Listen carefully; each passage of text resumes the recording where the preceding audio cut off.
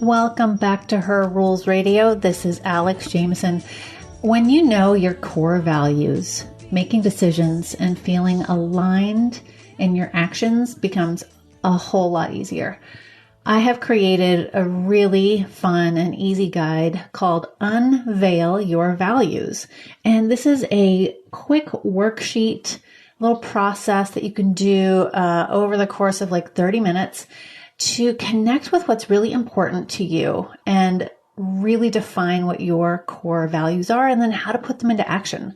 It's a great way to get clear on what's important to you, how to help you save time and energy and getting focused in your actions and how you're going to move forward. So you can get really inspired by this simple process.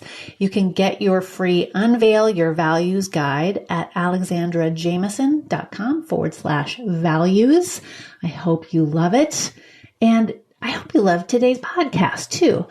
This podcast is near and dear to my heart. It's about how and where we work and with whom. And this has been a huge ongoing conversation and experiment in my own life.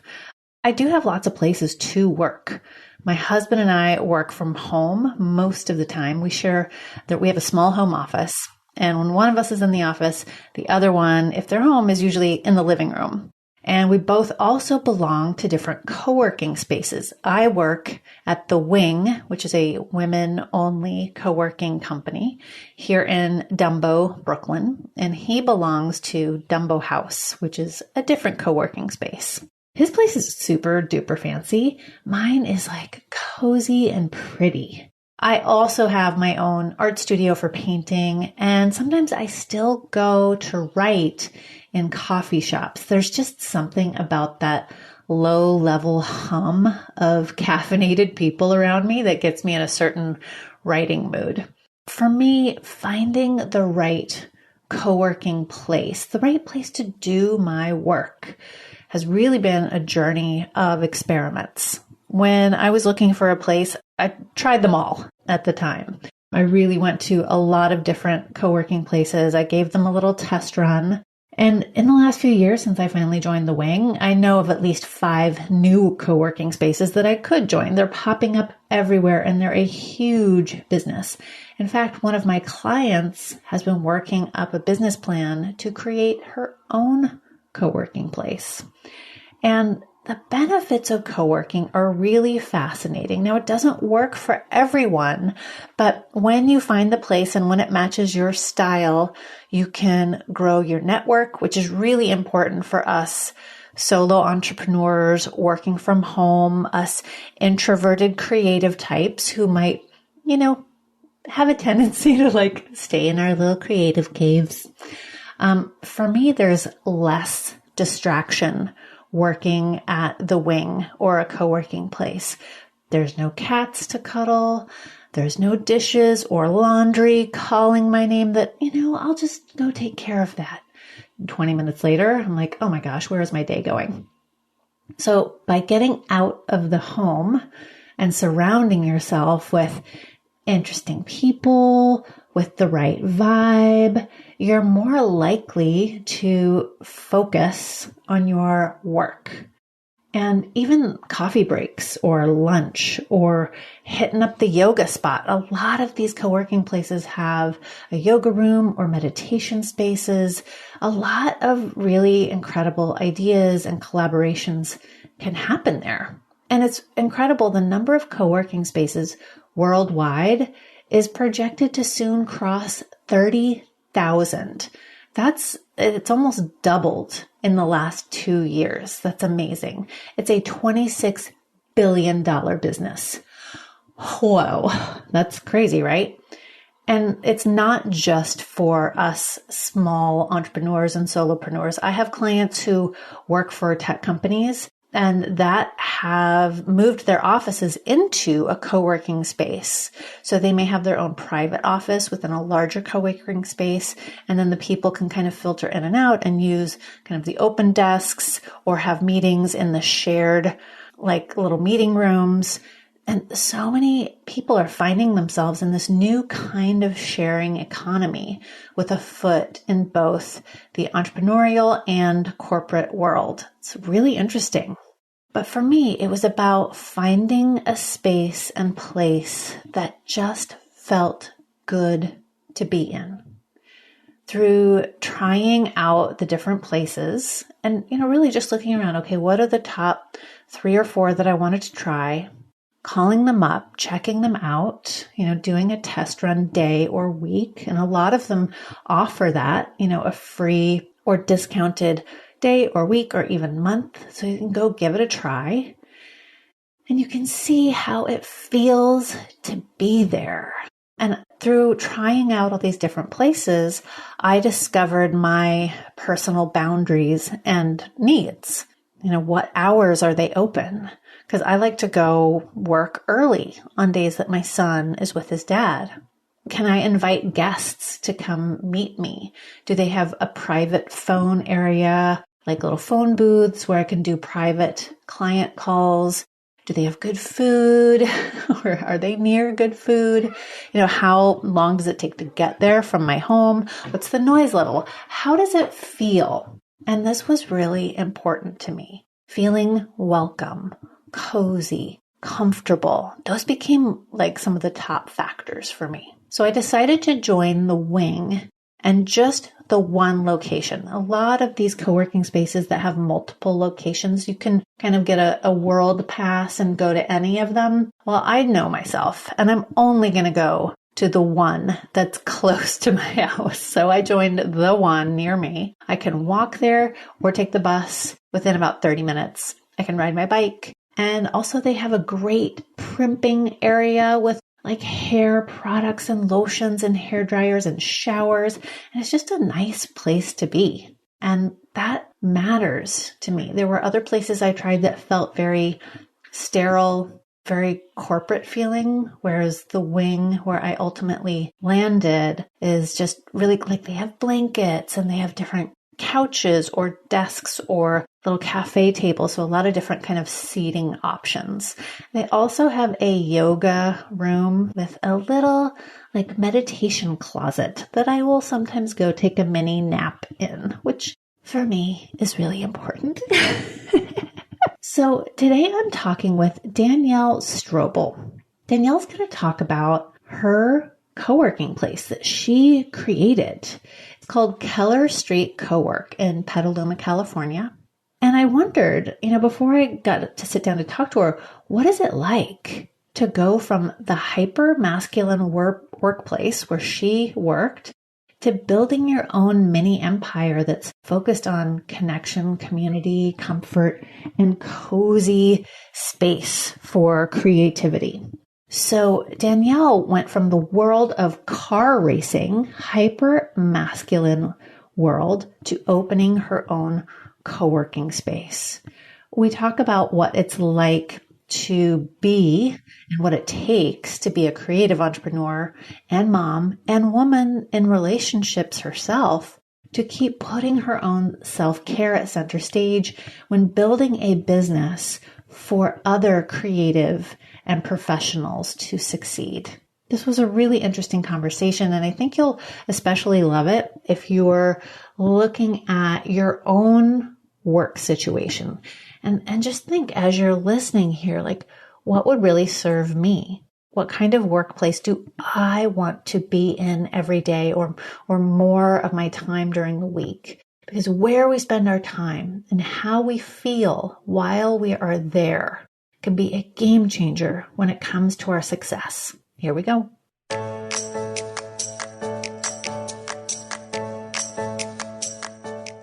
Hey everyone, welcome back to Her Rules Radio. I'm here with Danielle Stroble, creator of Keller Street Co-work. Now, Danielle, you went from a hyper-competitive, hyper-male-dominated industry to a super community, I just think co-working cozy. Yes, I did. You went from one extreme to the other. Completely, which seems to be the story of my life. Really? Quite honestly. Yeah. I worked in IndyCar racing for 20 years.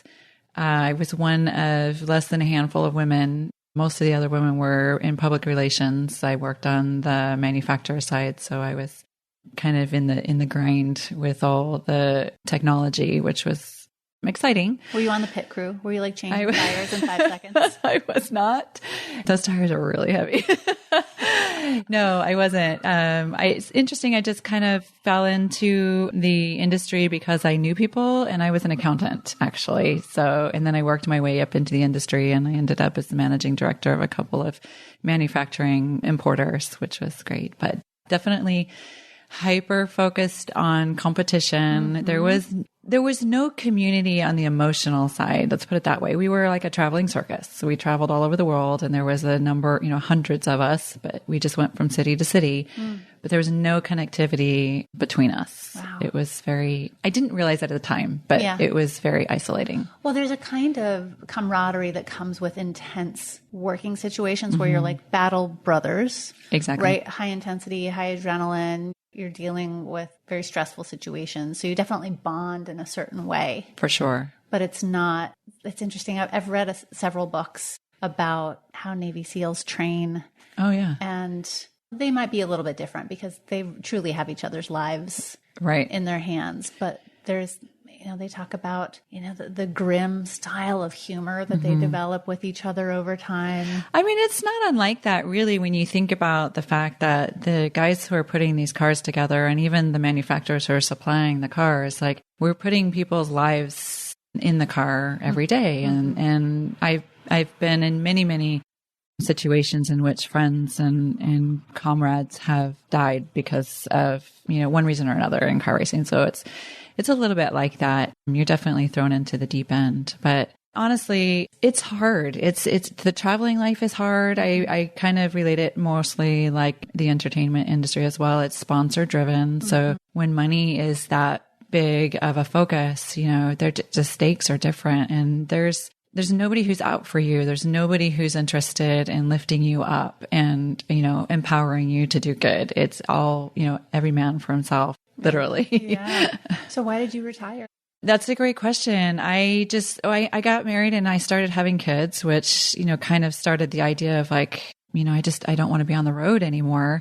But also as I disconnected from the travel life and I relocated to a more corporate side of the business, I disconnected from the people in it, and I just started learning more and more about myself. And what I realized is I lived an entire life of male-dominated work and isolation in terms of who I was as a human. I never made a conscious decision to do any of the work I did. I don't regret any of it, but all I did was walk through doors that opened. I never said, what do I want to do? How do I want to feel? How do I want to make an impact? All I knew was that somewhere inside, I felt like I was meant to do something bigger, and I just didn't really know what that was. So when you finally had a little space, because you had to like stay in one place, those questions started to come up. Yes. Also, I was in a marriage that was very unhealthy, and I realized I just finally got to a point where I was so desperate to figure out who I was. I had no identity.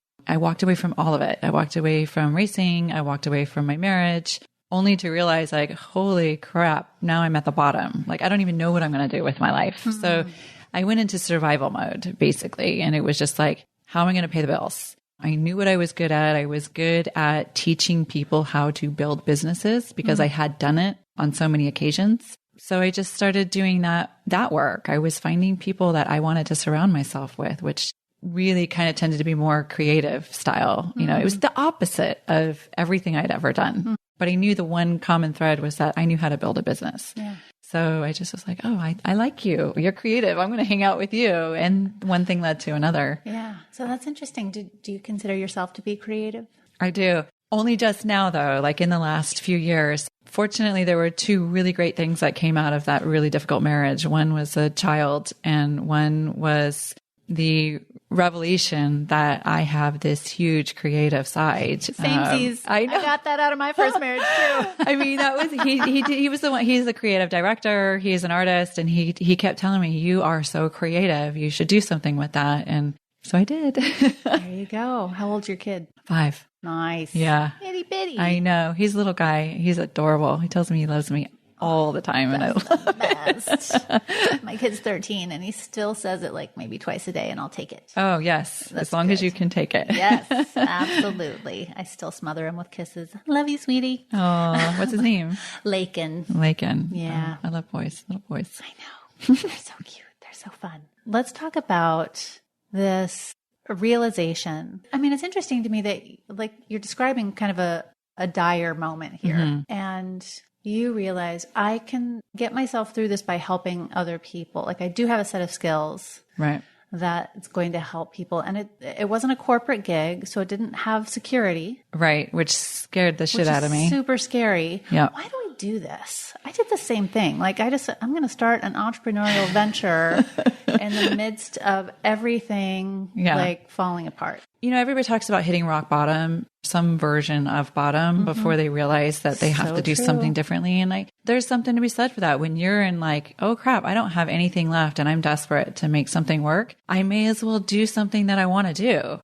I'm fortunate that I had a friend who exposed me to the idea that I could actually make a decision on my own and choose to feel a certain way and follow that and be like, I was early 40s and I was like, oh, you mean I have a choice in how I feel? Oh, okay, great. Let me see what that's like. Had anyone ever asked you? Never. How do you want to feel? Never. And then let's talk about the ways that you can feel that way. Yep. And it's small. It's like, I basically determined how I want to feel. I did a lot of work around that and I made every decision in a day around that. So a small decision as to like, do I want another cup of coffee or do I want to go to the coffee shop down the street? So what did you do to figure out how you wanted to feel? Was it a book? I went to a workshop and there's an author, her name is Danielle Laporte. Yeah. And she wrote the book, The Desire Map. I figured. Okay, so a friend of mine who is a coach's coach, basically, she was asked to do a beta test of the Desire Map workshop. Yeah.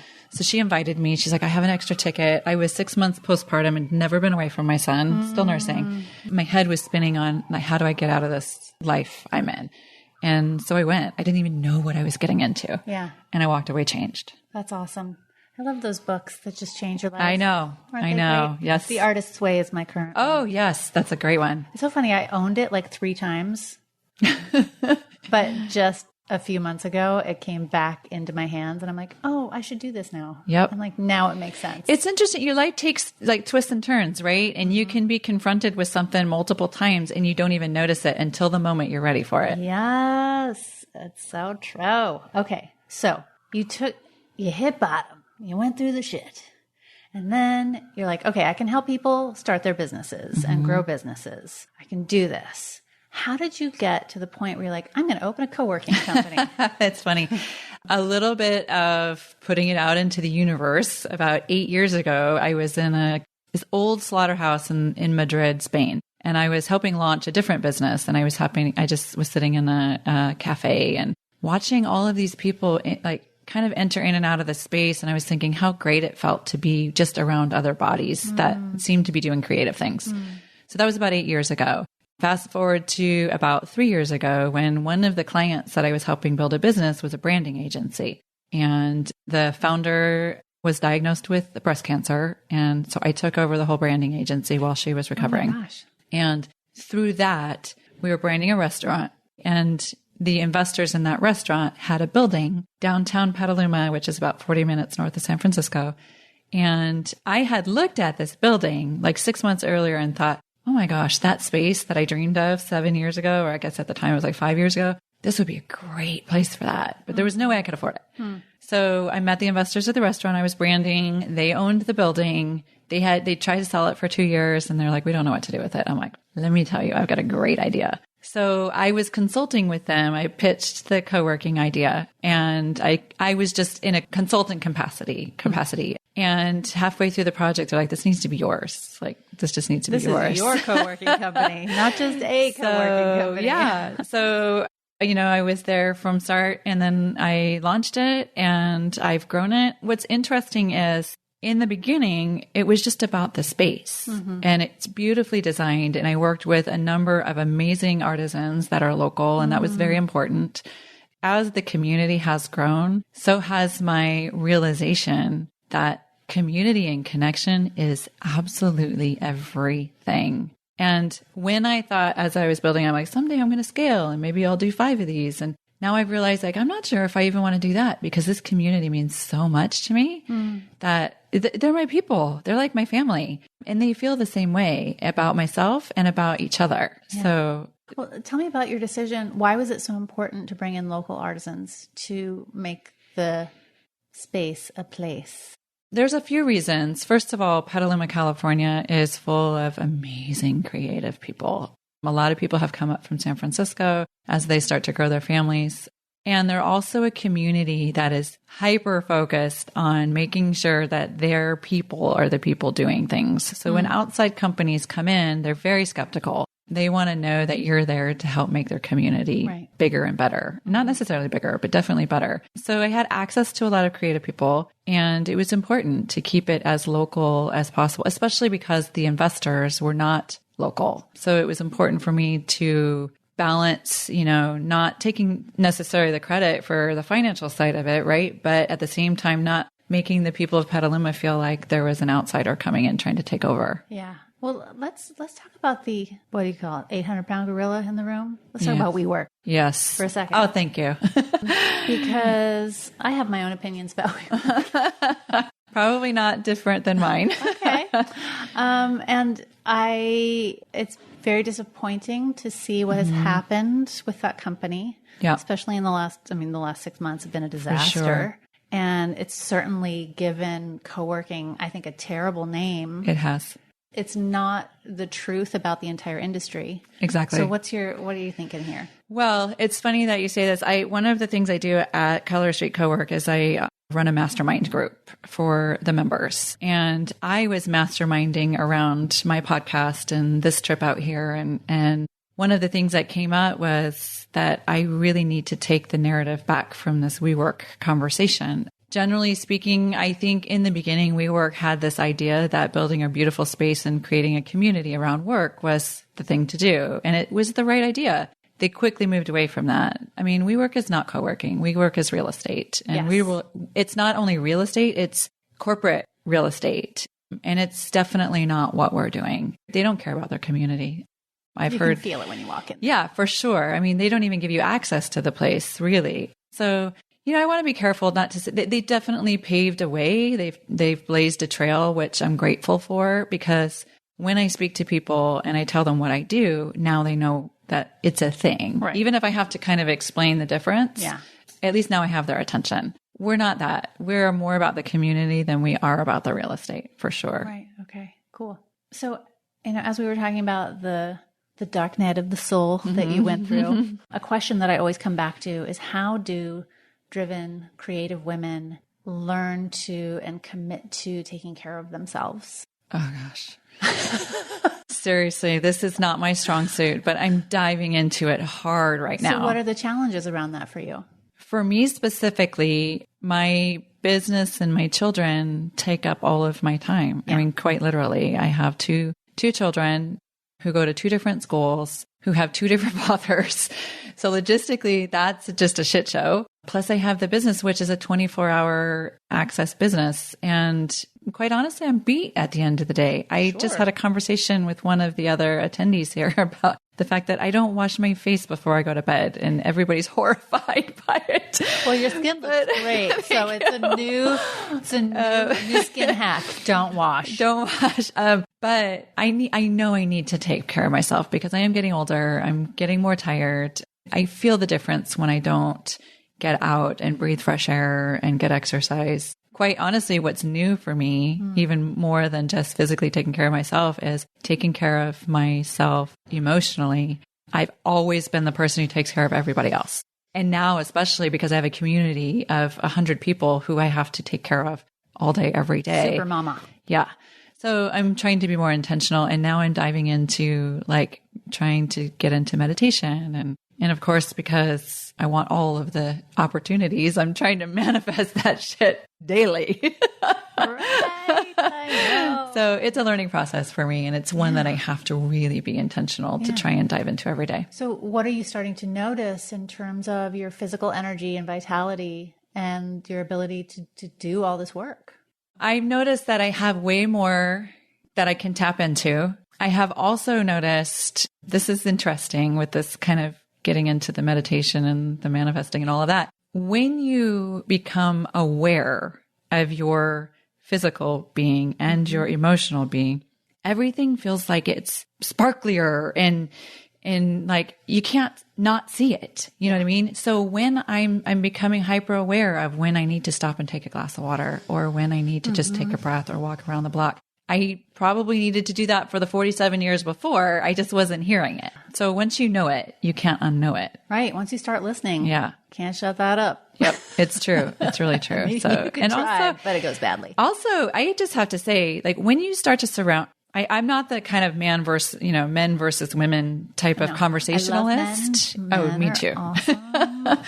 I love making out with them too. Just, on a side note.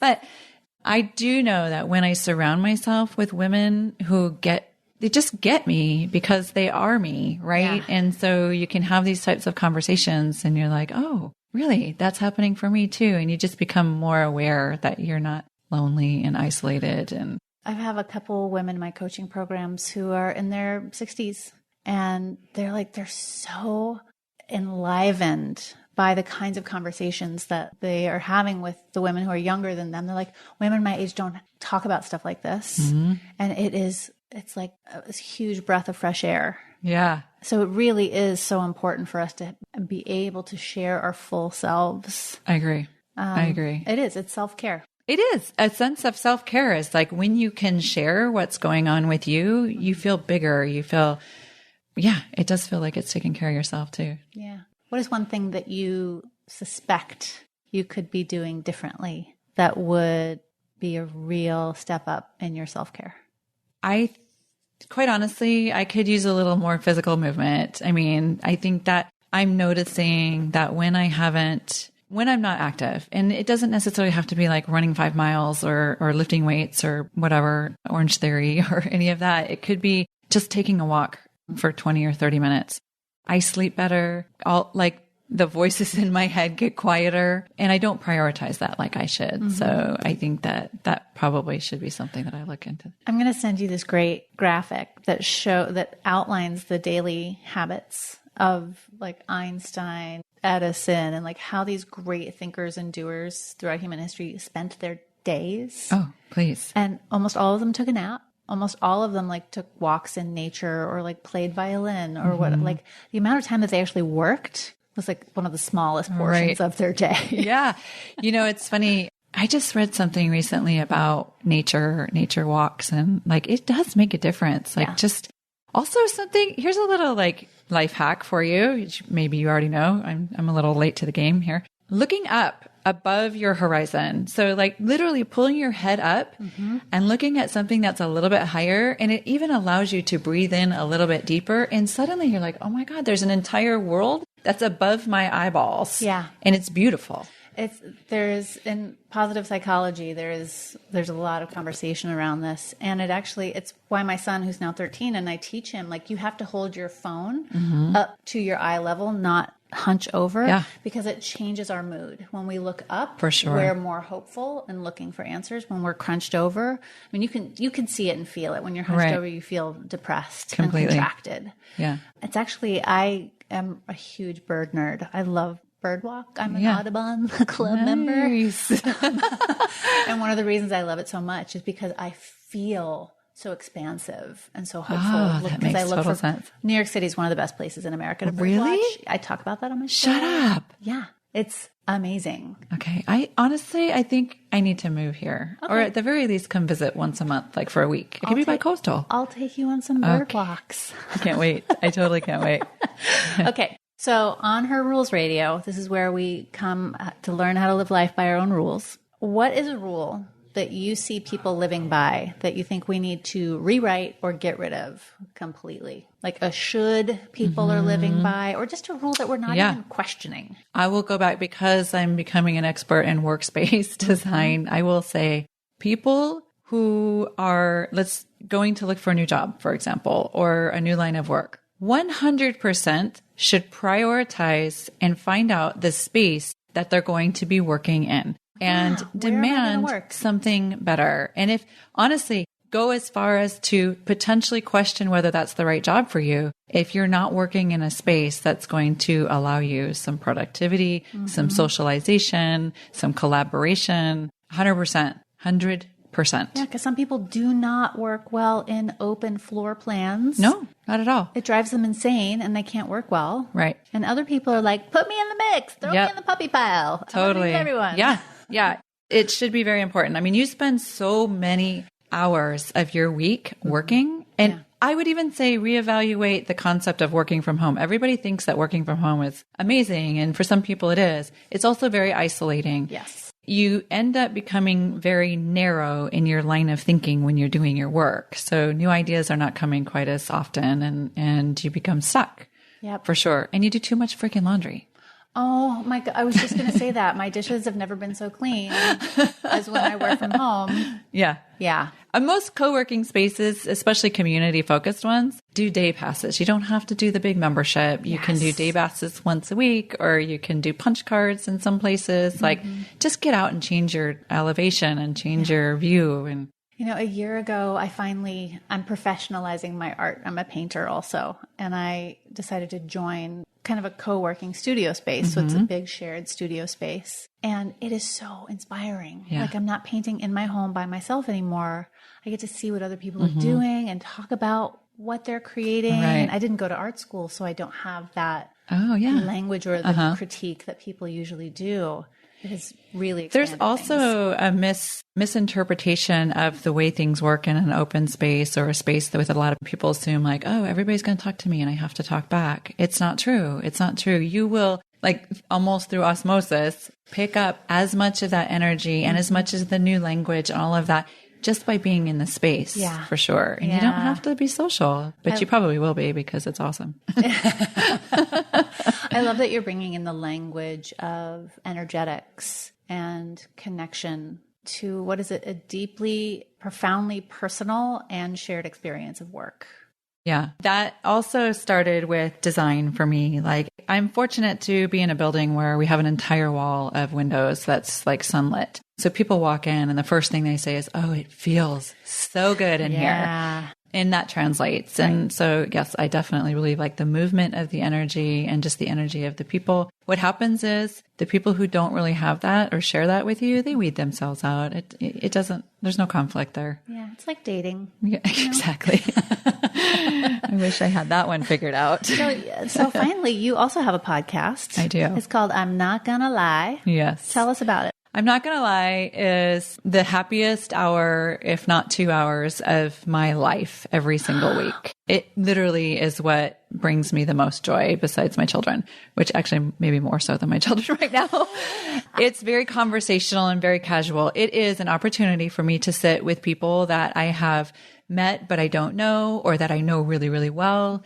We usually have a glass of wine or a shot of tequila or maybe just a glass of water, and we connect and we have conversations, and nothing's off the table unless you want it to be off the table. But most importantly for me is for me to connect with somebody and to be able to amplify whatever it is that they want to talk about, or what their business is, or what their passion project is, or I'm very much a connector. Yeah. And so it's my joy. There's way, way too much to go around for people to like operate in this space of like lack.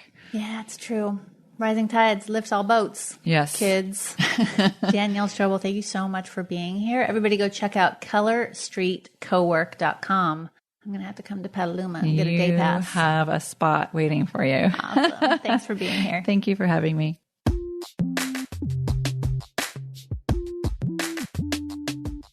Thanks again for listening to this week's episode of Her Rules Radio. Just in case you want to find out what your values are and double down on your unique excellence, you can go to alexandrajameson.com/values and download the Unveil Your Values workbook. It's an incredible guide to help you really hone in on your core values, and then discover a few ways that you can use them every day to help you make quicker, more graceful, more laser-like decisions that help you feel really confident in yourself and help you commit to your creative dreams and your self-care. So again, go to alexandrajameson.com/values and download your free Unveil Your Values guide.